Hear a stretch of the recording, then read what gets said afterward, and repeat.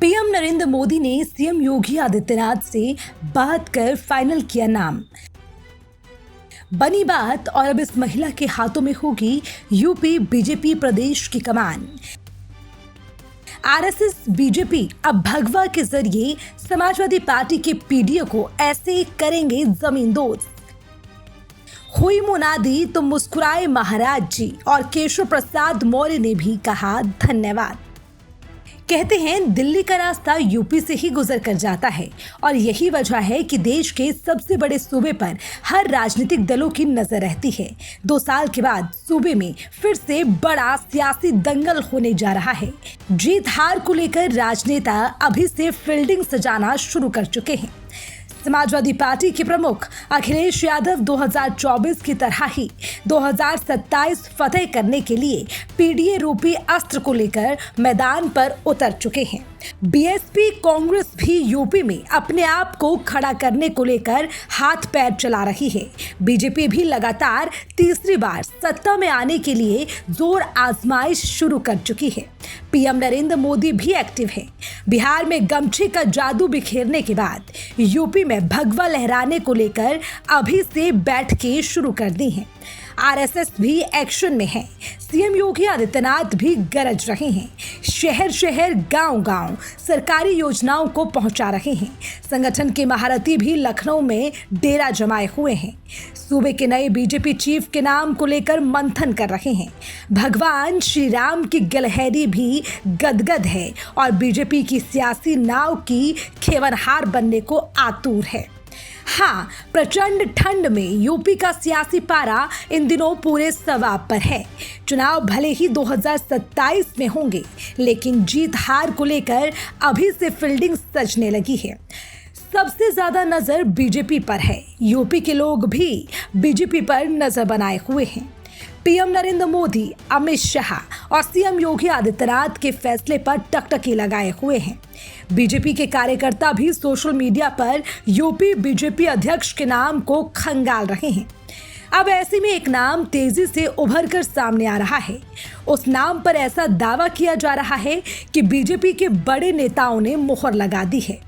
RSS की भी सहमति मिल गई है। रक्षा मंत्री राजनाथ सिंह भी यूपी के भावी प्रदेश अध्यक्ष के साथ बैठक कर चुके हैं।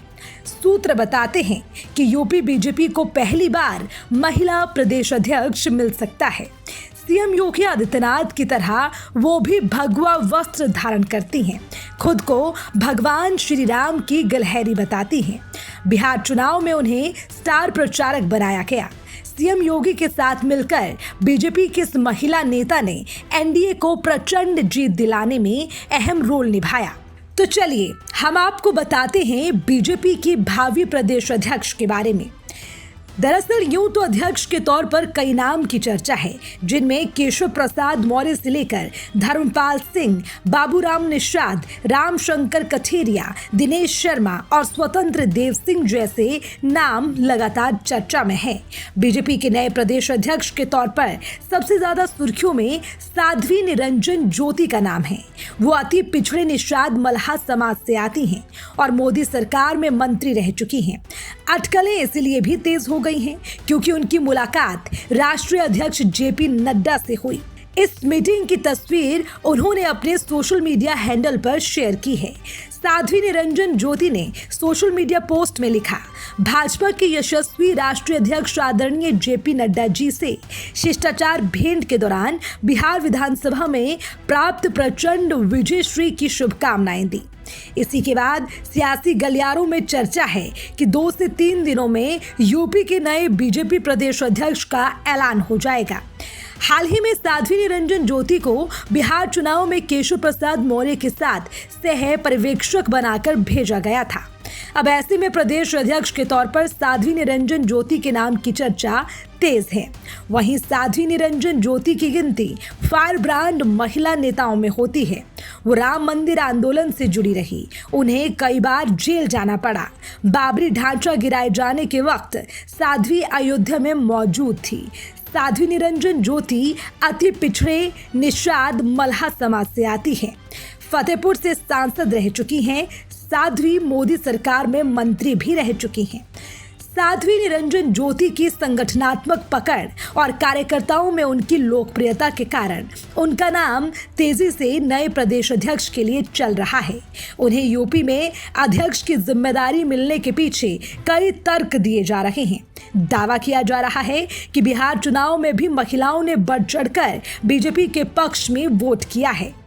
यूपी में महिला प्रदेश अध्यक्ष बनाकर बीजेपी बड़ा मैसेज देना चाहती है।